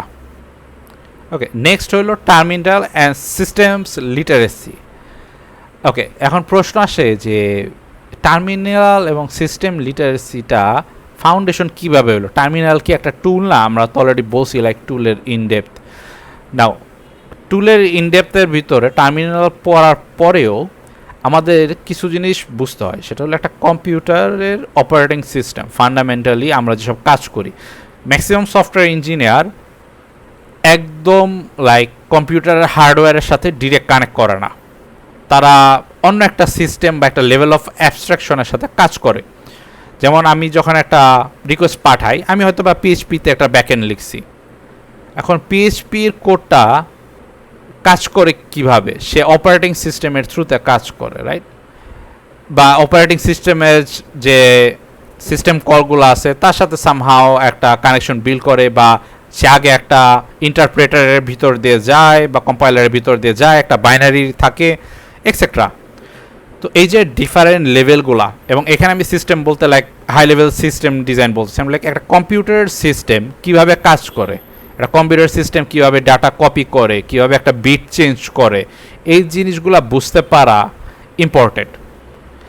যেমন লোকালি আমরা যখন কাজ করি, আমরা যে গেটে লিখতেছি, আমাদের পিসি কীভাবে গেটের কমান্ডটা এক্সিকিউট করতেছে, কীভাবে বুঝতেছে, একটা ডকার কীভাবে অ্যাকচুয়াল সার্ভারের সাথে কানেক্ট করতেছে, এই পার্টগুলো বোঝা একটা ফাউন্ডেশনাল নলেজের অংশ। কারণ টেকনোলজি যেটাই আসুক, হইতে পারে যে আমরা টার্মিনালে যে কমান্ড লিখতেছি অপারেটিং সিস্টেম ওর বেস করে সেটা আলাদা হচ্ছে, বাট আমরা তো কোনো একটা কমান্ড লিখতেছি, রাইট? আমরা তো কম্পিউটারকে কোনো একটা ইনস্ট্রাকশন দিতেছি, এই যে ইনস্ট্রাকশন সেটগুলো যাওয়া এটা ইম্পর্টেন্ট। এবং এটা কেন ইম্পর্টেন্ট, আলটিমেটলি আমাদের সিস্টেমগুলা বা আমাদের কোডগুলা, আমাদের ওয়েবসাইট, আমাদের অ্যাপ অন্য কোনো একটা হার্ডওয়্যার লাইক একটা অ্যাকচুয়াল কম্পিউটারের উপর কাজ করবে, তার রিসোর্সগুলো ইউজ করবে। সো আন্ডার দ্য হুড ওই রিসোর্সগুলো কীভাবে ইউটিলাইজড হচ্ছে এগুলা জানতে পারা ইম্পর্টেন্ট। আমি যদিও এখানে জাস্ট ভিজুয়ালসের খাতিরে দিছি টার্মিনাল, গিট, এনপিএম, তা না, এটা সিস্টেম সিটিএল কমান্ড হইতে পারে, এটা সুডো কমান্ড হইতে পারে, এটা পারমিশন হইতে পারে লাইক ফাইল রিমুভাল পারমিশন, বা এই যে রিমোট সিস্টেমে আমরা এসএসএইচ দিয়ে যে লগ ইন করি, এই কানেকশনটা কীভাবে হচ্ছে, রাইট? আমরা লগ রাখতেছি, ডিপ্লয় করতেছি। তাই একটা জিনিস যে কারণে টার্মিনালটা আরেকটু রাখা, সেটা হলো অ্যাকচুয়াল সিস্টেমদের সবসময় গ্রাফিক্যাল ইন্টারফেস থাকে না। এই যে আমরা ফাইল ফোল্ডার দেখতেছি, এই যে আমার এখানে একটা ওয়েব ব্রাউজারে সুন্দর আসছে, এইটা অ্যাকচুয়ালি লাইক সব সিস্টেমে থাকে না। প্রোডাকশন সার্ভার লাইট রাখা হয় এবং ওইটাতে যা কাজ হয় মোস্টলি টার্মিনালের থ্রুতেই হয়, যার কারণে টার্মিনালের আন্ডারস্ট্যান্ডিংটা কি কমান্ড দিলে অ্যাকচুয়াল সিস্টেম কি করতেছে, একটা কম্পিউটার একটা নতুন পোর্ট কিভাবে খুলতেছে, ওটা কীভাবে মনিটর করা যায়, এই বিষয়গুলো অ্যাকচুয়ালি ফান্ডামেন্টাল নলেজের ভিতরে পড়ে। নেক্সট আসে হলো ডিবাগিং অ্যাজ এ ম্যাথোডোলজি বা ম্যাথডিক্যাল ডিবাগিং। আমার হয়তো বেকার ইংলিশটা লেখাটা একটু ঠিক হয় না, বলা উচিত ছিল যে ম্যাথডিক্যাল ডিবাগিং। এইটা একটা ফাউন্ডেশনাল স্কিল। ডিবাগিং হলো একটা সিস্টেমে যখন কোনো প্রবলেম হয়, প্রবলেমটা কই থেকে আসলো, কেন আসলো, সেটা খুঁজে বের করতে পারা, বুঝতে পারা এবং এটা সলভ করতে পারা। সো লেটস কনসিডার এরকম যে আমার একটা ই কমার্স সাইট আছে, ওইখানে আমি যখন কোনো অর্ডার 100 টাকার বেশি হয় কোনো এক কারণে, শুধুমাত্র ওই অর্ডারগুলাই মানে যেগুলো অর্ডারের অ্যামাউন্ট 100 টাকার বেশি সেগুলো ফেল করে। এটা একটা বাগ রিপোর্ট আসলো, লাইক কেউ একজন রিপোর্ট করলো যে ভাই কিছু একটা কাজ করে না। তাহলে আমার নেক্সট স্টেপ কি? নেক্সট স্টেপ হলো যে জিনিসটা কাজ করতেছে না, এটা কোন কন্ডিশনের আন্ডারে কাজ করতেছে না সেটা রিপ্রোডিউস করা। যেমন আমাকে ইউজার বলতেছে ভাই আমি তো কিছু কিনতে পারতেছি না, তো আমি আমার লোকাল ডিভাইসে দেখলাম বা আমি যখন ওয়েবসাইটে যাই ক্লিক করলাম, আমি দেখলাম যে আমি তো 10 টাকার চান্সের অর্ডার দিতেছি, ঠিকই কাজ করতেছে। হইতে পারে যে শুধুমাত্র যখন সে 100 টাকার চেয়ে বেশি কোনো কিছু বড় অর্ডার দিতেছে তখনই কাজ করতেছে না। এই যে কোন সেট অফ কন্ডিশনসের আন্ডারে আমার এই প্রবলেমটা অ্যারাইজ করতেছে এটা বুঝতে পারা, এইটা হলো রিপ্রোডিউস করতে পারার স্কিল, রাইট? এবং এইটাও একটা স্কিল, যখন আমাদের কেউ বলে যে কী ইস্যু হয়েছে, কোন কন্ডিশনের আন্ডার ইস্যুটা হয়েছে এটা বুঝতে পারা, লাইক এই ধরনের প্রবলেম কেন আসতে পারে। এবং এটা বোঝার অনেক ওয়ে আছে। এপিআই যখন ফেল করে সে একটা রেসপন্স দেয় যে কোথায় ফেল করলো, এরর মেসেজ আসে, আমরা লগিং রাখি, রাইট? বাট আলটিমেটলি কনসিস্টেন্টলি ওই এররটা রিপ্রোডিউস করতে পারা লাগে। তারপর আমরা একটা হাইপোথিসিস ফর্ম করা লাগে যে কী কারণে এই ইস্যুটা হইতে পারে। লাইক আমি বললাম 100 টাকার উপরেই কেন, এমন কি কিছু ঘটতেছে আমাদের সিস্টেমে যেটা 100 টাকার নিচে হচ্ছিল না, 100 টাকার উপরে হইতেছিল। হইতে পারে যে 100 টাকার চেয়ে দামি প্রোডাক্টে আমরা 10% ডিসকাউন্ট দিই, এবং ডিসকাউন্টের জন্য যে কোডটা লেখা হয়েছে ওইটার কারণেই ইস্যুটা হচ্ছে। নেক্সট আসে হলো এই যে আমরা একটা হাইপোথিসিস যে আমরা ভাবলাম যে মেবি ডিসকাউন্টের কারণেই ইস্যুটা হচ্ছে, এটা আমরা ভেরিফাই করব কিভাবে? আমরা করলাম কি, ডিসকাউন্ট যে পার্টে কোডটা লিখছিলাম ওই পার্টের কোডটা আমরা কমেন্ট আউট করলাম, করে রান অ্যান্ড অবজার্ভ আমরা ওই সেম জিনিসটা আবার করলাম। আমরা 100 টাকার উপরে একটা অর্ডার দিলাম, বাট এখন আর কোনো ডিসকাউন্ট কাজ করবে না। দেখলাম যে দিব্যি অর্ডার হইতেছে। যেহেতু দিব্যি অর্ডার হইতেছে তার মানে ডিসকাউন্টের ওই পার্টেই কোনো সমস্যা ছিল বা ডিসকাউন্টের কারণেই সমস্যা ছিল, রাইট? যতক্ষণ না পর্যন্ত, বা যদি হইলো যে না তারপরেও ইস্যু আছে, তার মানে কি? তার মানে অন্য কোনো কেস আছে। তার মানে আমাদের আবার যাইতে হবে যে কীভাবে এই জিনিসটা আমরা রিপ্রোডিউস করতে পারি, এবং আমরা আবার সেই ফুলটা রান অ্যান্ড অবজার্ভ পর্যন্ত আসবো, তারপর আবার কনফার্ম করার ট্রাই করবো, রাইট? যখন আমরা কনফার্ম করতে পারলাম যে ইয়েস এটা আমরা বুঝতে পারছি কেন, তখন আমরা রুট কজটা ফিক্স করব। যদি ডিসকাউন্টের কারণে হয়তো আমরা এটা ডিসকাউন্ট অফ করে দিতে পারি, কিংবা বের করতে পারি যে ডিসকাউন্টের কেন, বা হইতে পারে যে আমরা দিলাম যে একটা টেস্ট লিখলাম যেটা অলওয়েজ চেক করবে যে 100 টাকার বেশি ডিসকাউন্ট হইলে কেন ফেল করছে। হইতে পারে যে আমরা 100 টাকার উপরে যে কোনো প্রোডাক্টে 200 টাকা ডিসকাউন্ট দিতেছি, মানে 100 টাকার প্রোডাক্টে তো 200 টাকার ডিসকাউন্ট হইতে পারে না, সিস্টেমের জন্য অফ করলাম। আমরা তাহলে বললাম যে না, আইদার 200 টাকার ডিসকাউন্ট আর নইলে যত টাকার প্রোডাক্ট অর্ডার করছে তার অর্ধেক অ্যামাউন্টের ডিসকাউন্ট। আমরা কন্ডিশন চেঞ্জ করলাম এবং এটা রুট কজ ফিক্স হয়ে গেল। এরপর যেটা করব আমরা সেটা ভেরিফাই করব, এবং এখানে 3x লেখা হলো, আমরা মাল্টিপল টাইম ভেরিফাই করব, রাইট? হইতে পারে যে আমাদের ভেরিফিকেশন কারণে অন্য কিছু ভাঙা শুরু করছে বা কোনো বিহেভিয়ারে চেঞ্জ হচ্ছে, এবং সেটা আমরা ডকুমেন্ট করব। একটা টেস্ট লিখব, যে টেস্টটা ওই এজ কেস যেটা আমরা আগেরবার মিস করছি ওটা অটোমেটিক্যালি ভেরিফাই করবে পরে যে কোনো সময় কোড লেখার ক্ষেত্রে। আর আমরা ওইটা কেন হয়েছিল এটা হয়তো একটা পোস্টমর্টেম লিখব, রাইট? যে এই কারণে এই সমস্যা হয়েছিল, যাতে পরবর্তীতে আমরা সেম মিস্টেক রিপিট না করি, এবং আমাদের জায়গায় অন্য কেউ ওই সিস্টেম মেনটেন করতে আসলেও সে ওইটা মাথায় রাখতে পারে। This is methodical debugging and fixing an issue. Next যেটা আসে, এখন পর্যন্ত আমরা যেটা দেখলাম পিলার 1 to 6, রাইট? কম্পিউটেশনাল মানে কম্পিউটেশনাল থিঙ্কিং, প্রবলেম ডিকম্পোজিশন, টুলের in depth understanding, self learning, code reading and comprehension, systems literacy, debugging, এইগুলা অলওয়েজ লাগে অ্যাজ এ পার্সন এবং অ্যাজ এ স্টুডেন্টও এটা লাগে। কোয়েশ্চেন আসছে প্রফেশনালি কি কি স্কিল তাহলে লাগে। কিছু স্কিল আছে যেটা পার্সোনালিও লাগে, বাট এটা আমরা ট্রুলি ফিল করি যখন আমরা প্রফেশনালি ঢুকি, রাইট? মানে আমাদের ফার্স্ট ইন্টার্নশিপটা হয়ে গেল, তখন এই জিনিসগুলো ইম্পর্টেন্ট হওয়া শুরু করে। বাট যদি এটা আগে শেখা যায়, দ্যাট মিনস আমি হয়তো বা ইন্টার্ন লেভেল ক্রস করে অ্যাজ এ জুনিয়র ইঞ্জিনিয়ার নিজেকে প্রিপেয়ার করে ফেললাম during our like university years. তো ফার্স্ট যেটা আসে সেটা হলো system thinking and production awareness. Locally কোনো কাজ করা এবং প্রোডাকশনে কাজ করায় আকাশ পাতাল তফাৎ হয়, রাইট? ওই যে বলে একটা like it works on my machine, আমার ল্যাপটপে তো কাজ করে, বাট এটা কি অ্যাকচুয়াল একটা সার্ভারে কাজ করবে? একটা সার্ভারে অনেক কিছু ডিফারেন্ট হয়। আমরা চিন্তা করতে পারি, ওকে, সো আমরা যেটা বলতেছিলাম যে সিস্টেম প্রোডাকশনে অনেক ডিফারেন্ট হতে পারে। প্রোডাকশনে আমাদের কিছু ক্রেডেনশিয়াল মেনটেন করা লাগতে পারে, যেমন এনভায়রনমেন্ট ভ্যারিয়েবলস। আমরা একটা জিনিসকে প্রোডাকশনে দিব কীভাবে, লাইক আমার লোকাল থেকে অ্যাকচুয়াল ইউজার হাতে কীভাবে যাবে। যেমন একটা স্ট্যান্ডার্ড ফ্লো হলো আমার লোকাল ল্যাপটপে একটা জিনিস কাজ করতেছে, মানে যে এটা প্রোডাকশন সার্ভারে কাজ করবে তা না। তো এইটা বোঝার জন্য আমরা একটা ইন্টারমিডিয়েট সার্ভারে পুরো কোডটা রান করতে পারি, দেখতে পারি যে কাজ করে কিনা। তারপর অ্যাকচুয়াল ইউজারদের হাতে যেখান থেকে যায় ওইখানে নিয়ে যেতে পারি। এবং এই যে প্রসেসটা ডেভ, স্টেজিং, প্রড, এটার ডিফারেন্ট মেথড আছে, ডিফারেন্ট কোম্পানি সেটা ডিফারেন্টভাবে মেনটেন করে। বাট এই যে আইডিয়াটা কিভাবে আমরা স্টেপ বাই স্টেপ নিয়ে যাব, এইটা বুঝতে পারাটা প্রফেশনালি ইম্পর্টেন্ট।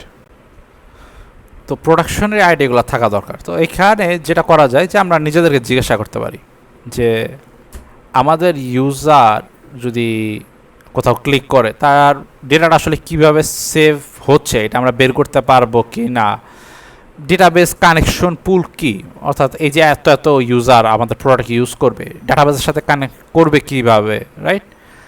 বা আমি কি আসলে এখন পর্যন্ত ডিরেক্ট ইন্টারনেটে, দ্যাট মিনস লাইভে কোনো কিছু ডিপ্লয় করছি কি না, রাইট? যারা আমরা শিখতেছি আমাদের এই কোয়েশ্চেনগুলো নিজেকে একটু করা দরকার, রাইট? আসলেই প্রোডাকশনের জিনিসটা কীভাবে কাজ করবে এটা বুঝতে পারি কিনা। এবং এইটার উপরে 2023 সালেই কিছু রিসার্চ পেপার বেরোয়ছিল যেখানে দেখা গেছিলো যে আইসিটি সেক্টরে এই যে সিস্টেম থিঙ্কিংয়ের যে গ্যাপটা, এটা আসলে অলমোস্ট 40%, দ্যাট মিনস লাইক 40% মানুষই যারা কাজ করতেছে তারা আসলে সিস্টেমটা কিভাবে কাজ করবে বা প্রোডাকশন পর্যন্ত কিভাবে যাবে, মেনটেন হবে, এইটা আসলে তারা এনাফ এক্সপার্টিসের সাথে বোঝে না। তো এখন 2026, বাট আই পার্সোনাল বিলিভ যে যারা জুনিয়র বা অ্যাটলিস্ট কম্পিউটার সায়েন্সে পড়তেছে ইউনিভার্সিটি লেভেলে আসলে তাদেরকে ওই থিঙ্কিংটা দেওয়া হয় না বা থট প্রসেসটা দেওয়া হয় না। তো এইটা নিচে থেকে শেখা ইম্পর্ট্যান্ট। নেক্সট আসে হলো কমিউনিকেশন এবং কোলাবোরেশন। মানে যদিও একটা বড় অংশ মানুষ আমরা অনেক সময় মনে করতাম যে সফটওয়্যার ইঞ্জিনিয়াররা কম্পিউটার সামনে সারাদিন গুরুত্বগতি করে, বাট ট্রুথ হইল আমাদের কাজে একটা বড় পার্সন জাস্ট মিটিং, অন্যদের সাথে কথা বলা, কমিউনিকেট করা, আমাদের প্রোডাক্টের যারা ইউজার তাদের কাছ থেকে বোঝা যে তারা আসলে কী চায়, কী প্রবলেম ফেস করতেছে, আমাদের কলিগদের সাথে কমিউনিকেট করা যে আমরা আসলে কোন প্রবলেমে আগে সলভ করব, কিভাবে সলভ করব। আমরা যে একটা কোড লিখতেছি, একটা ডিসিশন নিতেছি, একটা আর্কিটেকচার বিল্ড করতেছি, কেন, কিভাবে, কখন এই কাজগুলো করব, এগুলা ডিসকাস করতে পারা, নিজেকে এক্সপ্রেস করতে পারা, এইটা খুবই ইম্পর্টেন্ট এবং ফাউন্ডেশনাল স্কিল, স্পেশালি এআই আসার পরে। কারণ এখন মানুষের সাথে কমিউনিকেট করার পাশাপাশি এআইয়ের সাথেও কমিউনিকেট করতে পারা লাগতেছে। এআই কিন্তু ন্যাচারাল ল্যাঙ্গুয়েজ থেকে ইন্টারপ্রেট করতেছে। তো যার কমিউনিকেশন স্কিল যত ভালো, টু এ সার্টেন ডিগ্রি সে সফটওয়্যার ইঞ্জিনিয়ারও অত ভালো, রাইট? যেমন আমি একটা পিআর দিলাম, পুল রিকোয়েস্ট দিলাম, একটা কোড একটা চেঞ্জ আসলাম, আমাদের যেটা হবে একজন ইউজার বলল যে মেবি এইটাতে কোনো একটা প্রবলেম আছে, এখানে আরও অ্যাডিশনাল কিছু করা যেতে পারে, আরও টেস্ট কেস অ্যাড করা যেতে পারে। তখন আমার বুঝে বলতে হবে যে এই যে আমি কোডটা এইভাবে লিখলাম, কেন লিখলাম, এটার কজেশন কী, এটা কি আসলেই ঠিক, এটা অন্যদের সাথেও বুঝতে হয়। আলটিমেটলি সফটওয়্যার ডেভেলপমেন্ট একটা টিম এফোর্ট, এবং সেই টিমটার জন্য আমরা কিভাবে কোলাবোরেট করব, কমিউনিকেট করব, সেটা ইম্পর্ট্যান্ট। যেমন আমরা কি ডিসিশন নিলাম, কেন নিলাম, সেটা আমাদের অনেক ক্ষেত্রে একটা ডকুমেন্টেশনে রাখা লাগে। আমাদের যে প্রোডাক্ট বানাচ্ছি এটা কীভাবে ইউজ করবে ইউজার, সেটা লেখা লাগে। কোডের একটা পার্ট কীভাবে কাজ করতেছে, ওই কোডের পারপাসটা কী, সেটা আমরা একটা কমেন্টে লিখি। Like every step of the way আমরা কিছু না কিছু কমিউনিকেট করতেছি, আইদার এর সাথে, মানুষের সাথে, ইউজারের সাথে, নিজের সাথেও। আমরা অনেক সময় নিজেকে নিজে বোঝানোর ট্রাই করতেছি যে লাইক এন আসলে হয়েছিলটা কী। তারপরে সেটা আমরা যখন শিপ করতেছি অ্যাডমিন্স প্রোডাকশনে ইউজার হাতে দিয়েছি, তখনও কিছু কমিউনিকেট থাকে, আমাদের ইউজারদেরকে জানাইতে হয় যে আমরা একটা নতুন ফিচার আনছি, তুমি কি এটা ট্রাই করে দেখছো, তুমি এটা এইভাবে ট্রাই করে দেখতে পারো। এবং এই কমিউনিকেশনের পার্টটা সবসময় মুখে হচ্ছে তা না, কখনো এটা মুখে হচ্ছে, কখনো এটা লিখায় হচ্ছে, কখনো সেটা অ্যানিমেশন দিয়ে হচ্ছে, কখনো সেটা ফিচারের ভিতরে হচ্ছে। যেমন আমরা অনেক সময় কোনো সফটওয়্যার ভিতরে ঢুকলে একটা পপ আপ আসে, সেখানে বলে যে এই বাটনটা দেখছো, এই বাটনটা আমরা নতুন দিছি, এখানে কিন্তু ক্লিক করলে XYZ হয় অটো। লাইক একটা প্রসেসের ভিতরে আমরা ইউজারের সাথে কমিউনিকেট করতেছি। সো কমিউনিকেশন এবং কোলাবোরেশন খুবই ইম্পর্টেন্ট।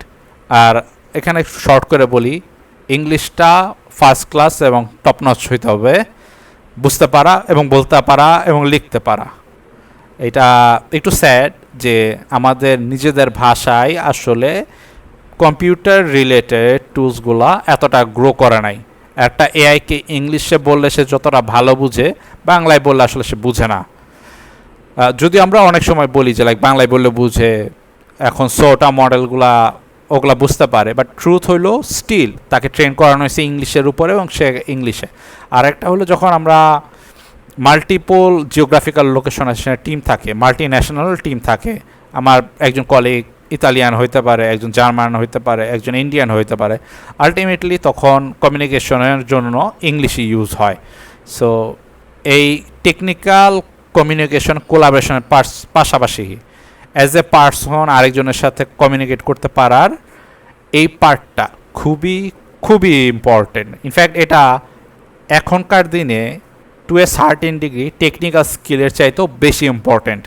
লাইক এআই অনেক টেকনিক্যাল পার্টি হ্যান্ডেল করতে পারে, কিন্তু ওই কমিউনিকেশন এবং কোলাবোরেশনের পার্টটা এআই সবসময় বুঝতে পারে না। সে অন্য হিউম্যানের নিড, সে কি ফ্রাস্ট্রেশন ফিল করতেছে, কি প্রবলেম ফেস করতেছে, এটা সে ইকুয়ালি ইন্টেলিজেন্টলি বুঝতে পারে না।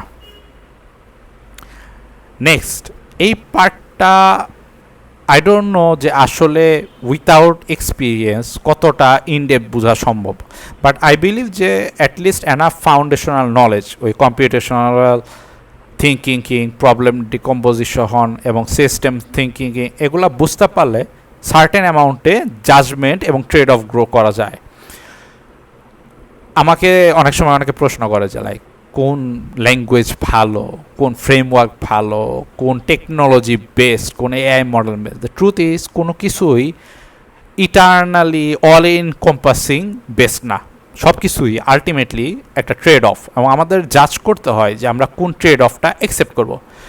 যেমন আমরা একটা জিনিস, একটা ফিচার খুব দ্রুত শিপ করতে পারি, বা একটা সময় নিয়ে ভালোভাবেও করতে পারি। এখন আমাদের কোয়েশ্চেন আসে, কখন আমরা দ্রুত শিপ করব, কখন আমরা ভালোভাবে শিপ করব। যেমন আমরা যে ই কমার্স সিস্টেম দেখি, যদি আমাদের 1 সেকেন্ডে 10 জন ইউজার অর্ডার করতে পারবে এরকম একটা সিস্টেম বানানো লাগে, আর 1 সেকেন্ডে 10,000 ইউজার একটা সিস্টেম বিল্ড মানে অর্ডার করতে পারবে আমাদের ওয়েবসাইটে, এই দুইটার জন্য দুইটা লেভেলের এফোর্ট লাগে। এখন ধরে নিলাম আমাদের প্রোডাক্টের ইউজার 5 জন, আমার কি এই যে 10,000 ইউজার হ্যান্ডেল করতে পারার জন্য যে ধরনের ইঞ্জিনিয়ারিং দরকার, যে এফোর্ট দরকার, ওইটা দেওয়ার আদৌ দরকার আছে? আমাদের ওই কেসে হয়তো বা দরকার নেই। এই যে একটা স্পেসিফিক কেস, এবং ওই অবস্থায় ইউজাররা অর্ডার করতে পারতেছে, এটা ইম্পর্টেন্ট, নয়তো আমার প্রোডাক্ট সে ইউজই করবে না। রাইট? এইটা বুঝতে পারা যে কখন আমরা একটা কাজ তাড়াতাড়ি করব এবং কখন আমরা ওটা সময় নিয়ে স্কেলেবল করে করব, এটা একটা ইম্পর্টেন্ট ডিসিশন। এটা আমাদের প্রায় নেওয়া লাগে। যেমন আমরা একটা ফিচারের কথা চিন্তা করতেছি, এটা কি ইউজার আসলে টাকা দিয়ে ইউজ করতে রাজি কি রাজি না, উই ডোন্ট নো। আমরা করলাম কি, ওইটা খুব ভালো করে না বানায়, খুব ভিজুয়ালি অ্যাট্রাকটিভ না করে আগে এক পর্যন্ত দিলাম, দিয়ে দেখলাম যে ইউজার এখানে পছন্দ করে কিনা।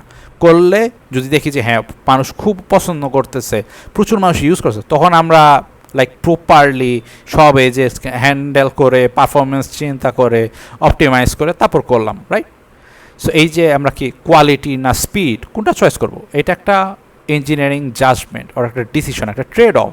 দুইটারই প্রোজ আছে, কনস আছে। আমরা কোনটা ওই কনটেক্সটে অ্যাকসেপ্ট করব সেটা হলো ইম্পর্টেন্ট। এই জাজমেন্টগুলা খুব ইম্পর্টেন্ট। বা যেমন আমরা একটা জিনিস বানাবো নাকি কিনবো, ফর এক্সাম্পল লেজার্সে যে আমরা ফ্রন্ট এন্ডে কিছু জিনিস ইউজাররা দেখাইতে হবে, আমরা দুইটা কাজ করতে পারি। আমরা পুরো ফ্রন্ট এন্ড ফ্রম স্ক্র্যাচ বানাইতে পারি, কিংবা অলরেডি কেউ একটা লাইব্রেরি বানিয়ে রাখছে, রাইট? ফ্রন্ট এন্ডে কার্ড, হেডার, নেভবার কম্পোনেন্ট বানানো আছে, $5 দিলেই কিনা যায়। তো আমরা কি আসলে এটা কিনবো না বানাবো?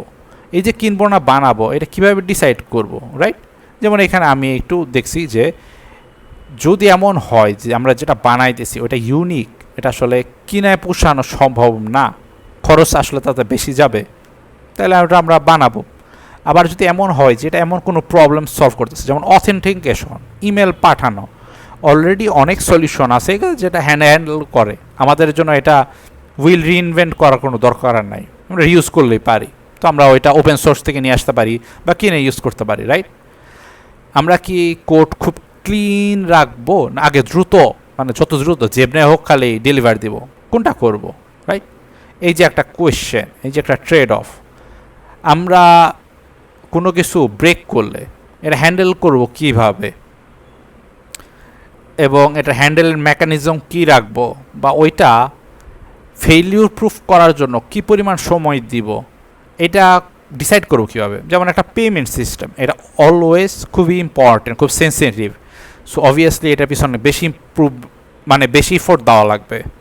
মানুষের টাকা পয়সা আটকাইলে সেটা আপনার কোম্পানিকে একদম, মানে কোম্পানির উপর ট্রাস্ট পুরোপুরি নষ্ট করে দিতে পারে, আপনি মামলা খাইতে পারেন, আপনার কোম্পানি ধ্বংস হয়ে যেতে পারে।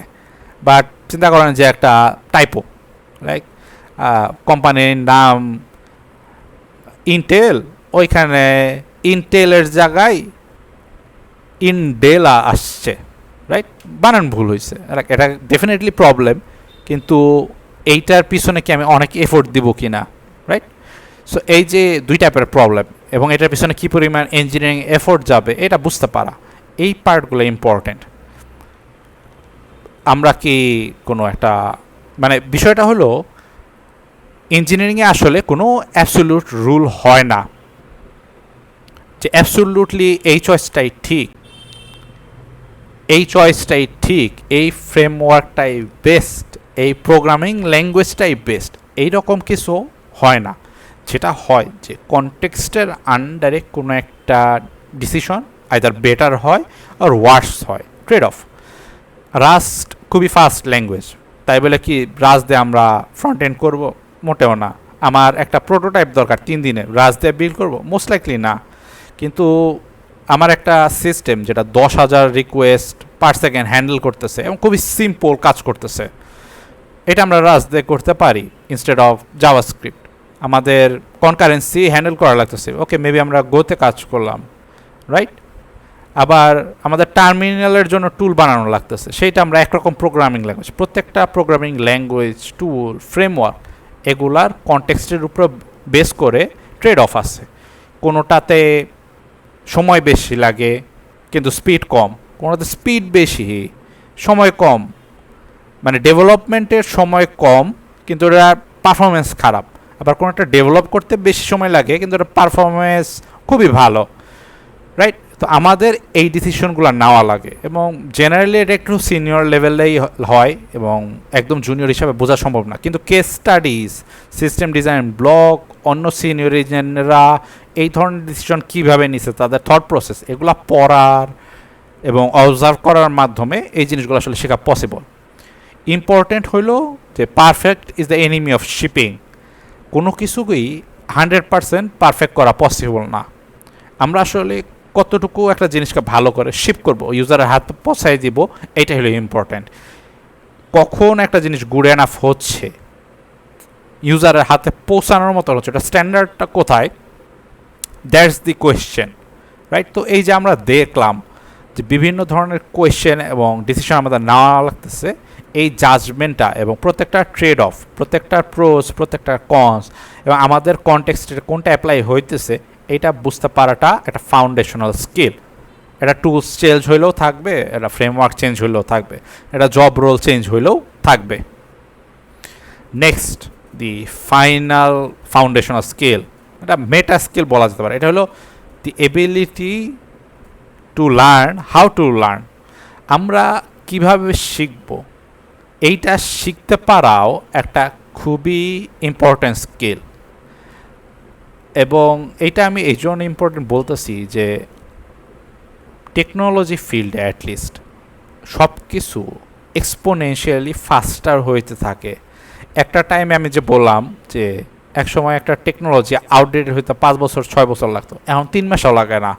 লাইক 3 মাসের মধ্যে একটা নতুন ফ্রন্টিয়ার কোডিং মডেল আসলে, একটা নতুন কনসেপ্ট আসলে, প্রসেস আসলে আগের সব কিছুর চেয়ে ওইটা বেটার আউটপুট দিতে পারে। এবং এই যে টাইমটা কত ফাস্ট কোনো কিছু অবসলিট হয়ে যাচ্ছে, এটা র্যাপিডলি ফাস্টার হচ্ছে। এইটার সাথে তাল মিলানোর উপায় কি, আমরা কত দ্রুত শিখতেছি সেইটাও আরও ফাস্টার করা, like learning to learn, right? So আমরা একটা জিনিস কীভাবে শিখবো, একটা প্রবলেম আইডেন্টিফাই করবো, ডক পড়বো, কিছু একটা বানাবো, আটকাবো, সার্চ করবো, আন্ডারস্ট্যান্ড করবো এবং একটা স্পেস রিপিটিশন দিব। স্পেস রিপিটিশন হলো আমরা যখন কোনো কিছু পড়ি, মাত্র বানাইলাম, মাত্র এটার অ্যান্সার খুঁজে পাইলাম, আমাদের মনে হয় যে আমরা বুঝছি, 2 মাস পরে কিছু মনে নাই। কিন্তু আসলে 2 মাস পরেও এটা আমাদের মনে থাকা উচিত যদি আমরা অ্যাকচুয়ালি থরলি জিনিসটা শিখি। এই জন্য আমরা শিখার 7 দিন পর আবার একটু রিভাইজ দিব যে আসলে কী শিখলাম, কী হইলো। এখানে যারা অলরেডি জবে আছে তাদের একটা লাইক অ্যাডভান্টেজ আছে, কারণ তারা সবসময় বিষয়টা না কাজ করতেছে, তাদের সবসময় একটা স্পেস রিপিটিশন হইতেছে, একটা রিয়েল প্রজেক্টে ইমপ্লিমেন্টেশন হইতেছে, যার কারণে কোম্পানিরা এক্সপিরিয়েন্সকে অনেক ভ্যালু দেয়, রাইট?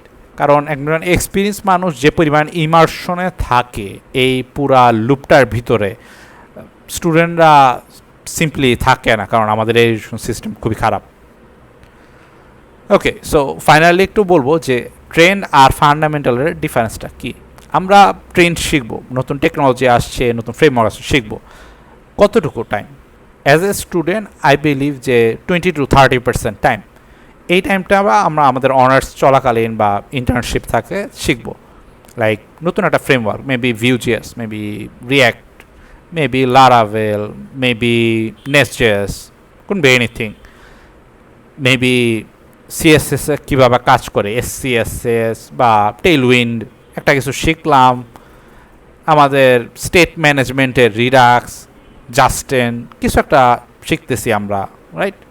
বা এতদিন ক্লড করছিল, এখন কোডেক্স ভালো, ওপেন কোড ভালো হইলো 2 দিন পরে, তারপরে আবার পাই কোড আসলো।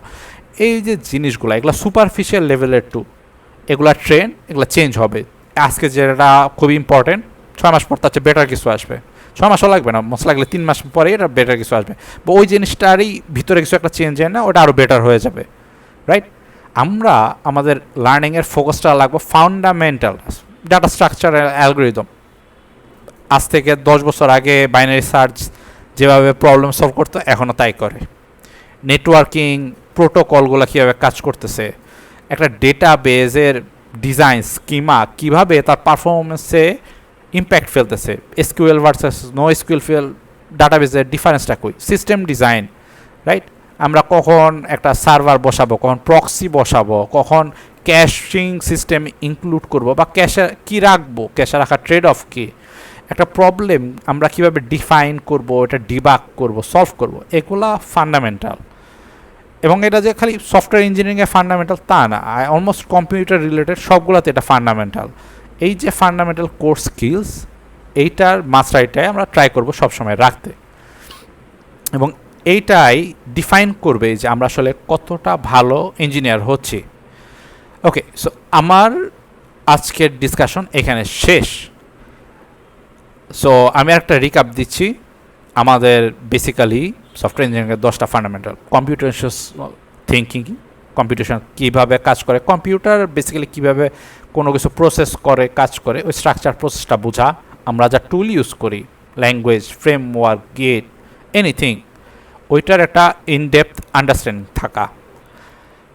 সেলফ ডিরেক্টেড লার্নিং, নিজে থেকে শিখতে পারা, কোনো প্রবলেম ফেস করলে ওইটার সলিউশন নিজে থেকে R&D করে, রিসার্চ করে বের করতে পারা, কোড পড়তে পারা এবং কম্প্রিহেন্ড করতে পারা যে আসলে কী হচ্ছে, টার্মিনাল এবং সিস্টেম রিলেটেড নলেজ থাকা এবং সিস্টেমেটিক্যালি, ম্যাথডিক্যালি কোনো বাগ, ইরোর বা কোনো প্রবলেম আসলে সে সলভ করতে পারতা।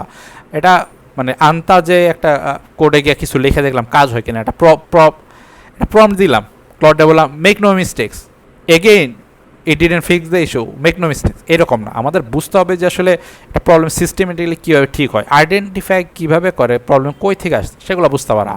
অ্যান্ড দেন আসে আমাদের professional skill, systems thinking, like actual globally এক সার্ভারে যখন জিনিসটা যাচ্ছে কীভাবে কাজ করতেছে, কমিউনিকেট করা নিজের কলিগদের সাথে, ইউজারদের সাথে, এর সাথে, ইঞ্জিনিয়ারিং জাজমেন্ট, ট্রেড অফগুলো বুঝতে পারা বিভিন্ন ইঞ্জিনিয়ারিং ডিসিশনের মধ্যে, এবং আমরা কিভাবে অন্য কিছু শিখব এবং আরও দ্রুত শিখতে থাকতে পারবো, এইটা শিখতে পারা, right? And that's like the software engineering fundamentals. Now definitely আরও অনেকে আছে যাদের ডিফারেন্ট ওপিনিয়ন থাকবে, হইতে পারে আমি কিছু মিস করছি, রাইট? এরকম কিছু থাকলে জাস্ট ড্রপ এ কমেন্ট, আমি সব কমেন্টই পড়ি বা স্পট ট্রাই করি, এবং আমি যদি এমন হয় যে আমি যা বলছি সেটা ভুল করছি, এবং এটা ভুল হইতে পারে, কারণ আমিও নিজেকে ইন্ডাস্ট্রিতে ফেয়ারলি নিউ মনে করি। আমার আই থিঙ্ক অ্যারাউন্ড 5 ইয়ারের এক্সপিরিয়েন্স হইল, রাইট? অনেক আছে যারা 10 বছর 15 বছর এক্সপিরিয়েন্স, যারা ফ্যাং লেভেলের কোম্পানিতে কাজ করছে, আমার চেয়ে অনেক এক্সপিরিয়েন্স আছে। সো তাদের কাছে যদি ডিফারেন্ট কিছু শুনেন, আমি কভার করি নাই, বাট করলে বেটার হয়তো এমনও হয়, দেন আমি ডেফিনেটলি প্রয়োজন আরেকটা ভিডিওতে কভার করব, বা এই ভিডিওতে এডিট করে ওই মিস্টেকগুলো রিমুভ করে আপলোড করে দেবো, right? So thank you everyone. আমি ট্রাই করব যে এটার উপর একটা নোট, একটা গিটহাবে আপলোড দিয়ে লিঙ্ক দেওয়ার জন্য। এছাড়াও ইউটিউবে আপলোড দিই, জেমিনিকে ভিতরে বিল্ট ইনই আছে, জিজ্ঞাসা করলে কোয়েশ্চেন অ্যান্সার দিয়ে দিবে। ওকে, থ্যাংক ইউ এভরিওয়ান। আজকের ফান্ডামেন্টাল পার্ট এতটুকুই। এছাড়া অন্য স্পেসিফিক কিছু আপনারা দেখতে চান কিনা, বা কোনো কোয়েশ্চেন আছে কিনা যেটা অ্যান্সার করলে, বা কোনো টপিক যেটা আপনার মনে হয় যে ইউনিভার্সিটি আসলে কভার করতেছেন, এরকম থাকলে কমেন্টে বললেই আই হোপফুলি নেক্সট ভিডিওতে সেটা কভার করব। Thank you everyone, have a great day and keep on learning.